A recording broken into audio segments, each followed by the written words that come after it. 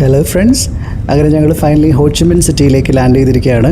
ഇതാണ് Ho Chi Minh city അഥവാ പഴയ സൈഗോൺ. ഇപ്പോൾ ഹോച്ചിമിൻ സിറ്റി എന്ന പേരിലാണ് അറിയപ്പെടുന്നത്. ഫ്ലൈറ്റിൽ മീൽസ് ഒന്നും ബുക്ക് ചെയ്യാത്തതുകൊണ്ട് തന്നെ നമ്മൾ അത്യാവശ്യം ടയർഡാണ്. ഇനി ഹോട്ടലിൽ ചെന്ന് ചെക്ക് ഇൻ ചെയ്തതിന് ശേഷം വേണം ഫുഡൊക്കെ കഴിക്കാൻ. പെട്ടെന്ന് നോക്കിയപ്പോഴേ ഫ്രണ്ടിൽ ഡ്രൈവറിനെ കാണാനില്ല. അപ്പോൾ ഇവിടെ ഇടത് സൈഡിൽ നിന്നാണ് ഡ്രൈവിങ്. പെട്ടെന്നൊന്ന് പേടിച്ചു പോയി. പുറത്തെ കാഴ്ചകളൊക്കെ കണ്ട് ഇങ്ങനെ ആസ്വദിച്ചിരിക്കുകയാണ്. അപ്പോൾ ഇതൊരു കമ്മ്യൂണിസ്റ്റ് രാജ്യമാണ്. അതുപോലെ തന്നെ 14 മില്യണധികം ജനം വസിക്കുന്ന ഒരു വൻ നഗരം കൂടിയാണ് ഹോച്ചിമിൻ സിറ്റി. അതുമാത്രമല്ല ഒരുപാട് ചരിത്ര പ്രാധാന്യമുള്ള നഗരം കൂടിയാണ്. വിയറ്റ്നാമിൽ തന്നെ ഏറ്റവും ഫാസ്റ്റ് പേസ്ഡ് ആയിട്ടുള്ളൊരു സിറ്റി കൂടിയാണ് ഹോച്ചിമിൻ സിറ്റി. വളരെ വേഗത്തിൽ വളർന്നൊരു സിറ്റിയാണ്. അപ്പോൾ ഹോട്ടലിലെ ചെക്കിനൊക്കെ കഴിഞ്ഞിട്ട് നമ്മൾ തൊട്ടടുത്തൊരു വിയറ്റ്നാമീസ് റെസ്റ്റോറൻറ്റിലേക്ക് ഓടിക്കയറുമായിരുന്നു. കാരണം നല്ല വിശപ്പുണ്ട്. അപ്പം നല്ല വിശപ്പുള്ളത് കൊണ്ട് തന്നെ കിട്ടിയ മെനുവിന് എന്തോ ഒരു ഐറ്റം ഞാൻ ഓർഡർ ചെയ്തു. എന്താണെന്നൊന്നും അറിയില്ല. കാണാനും കഴിക്കാനും നല്ല രസമുണ്ടായിരുന്നു.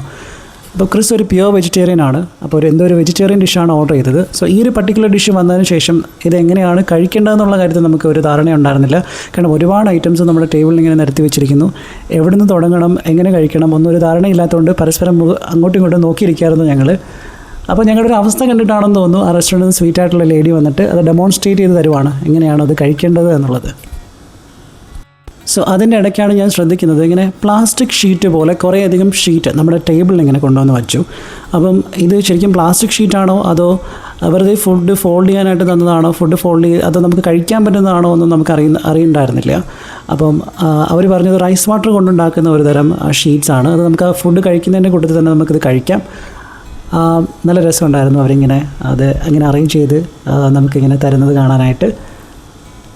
അപ്പം വിയറ്റ്നാമിൽ നിങ്ങൾ വരുന്ന ആൾക്കാർ ഇങ്ങനെ നമ്മൾ വെറുതെ നമ്മുടെ ഇന്ത്യൻ റെസ്റ്റോറൻറ്റ്സ് കണ്ടുപിടിച്ച് നടക്കുന്നതിനേക്കാളും ഒരു വിയറ്റ്നാമീസ് റെസ്റ്റോറൻറ്റിലേക്ക് പോകുന്നതാണ് കുറച്ചുകൂടി എളുപ്പം. കാരണം വിയറ്റ്നാമിൽ ഒരുപാടധികം ഡിഷസ് ഉണ്ട്. പിന്നെ എന്നെപ്പോലെ പേഴ്സണലി വലിയ മസാലയോ അല്ലെന്നുണ്ടെങ്കിൽ സ്പൈസസോ ഇഷ്ടമില്ലാത്ത ആൾക്കാർക്കാണെന്നുണ്ടെങ്കിൽ വിയറ്റ്നാമീസ് ഫുഡ് തീർച്ചയായിട്ടും ഇഷ്ടപ്പെടും.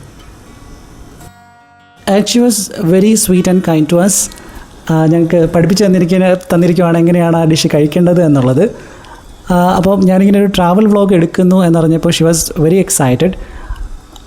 ഇത് അവരുടെ റെസ്റ്റോറൻറ്റ് നെയിമൊക്കെ മെൻഷൻ ചെയ്യാൻ പറഞ്ഞിട്ടുണ്ട്. ഇത് ഹോയാങ്സ് കിച്ചൺ എന്ന് പറഞ്ഞ ഹോച്ചിമിൻ സിറ്റിയിൽ തന്നെ ഉള്ള ഒരു റെസ്റ്റോറൻ്റാണ്. ഇൻ കേസ് നിങ്ങൾ ഹോച്ചിമിൻ സിറ്റിയിലേക്കൊക്കെ ട്രാവൽ ചെയ്ത് പോവുകയാണെന്നുണ്ടെങ്കിൽ നിങ്ങൾക്ക് പോയി ഫുഡ് ഐറ്റംസൊക്കെ അവിടുത്തെ ഒത്തൻറ്റിക് ആയിട്ടുള്ള ഫുഡ് ഐറ്റംസൊക്കെ ട്രൈ ചെയ്യാൻ പറ്റിയ ഒരു നല്ല റെസ്റ്റോറൻ്റാണ്. അപ്പോൾ അവർ പോയതിന് ശേഷം ഞാൻ ട്രൈ ചെയ്ത് നോക്കുകയാണത് എങ്ങനെയാണ് കഴിക്കേണ്ടത് എന്നുള്ളത്. അപ്പോൾ വിയറ്റ്നാമിലെ വിശേഷങ്ങൾ എവിടെ കൊണ്ടൊന്നും തീരുന്നില്ല. ഫുഡായാലും സ്ഥലങ്ങളായാലും ഇനി ഒരുപാട് എക്സ്പ്ലോർ ചെയ്യാനുണ്ട്. അപ്പോൾ ഇഷ്ടപ്പെട്ടാൽ ലൈക്ക് ചെയ്തോളൂ, ഫോളോ ചെയ്തോളൂ, കൂടെ കൂടിക്കോളൂ. അപ്പോൾ ഇനി വരുന്ന വീഡിയോയിൽ കാണാം.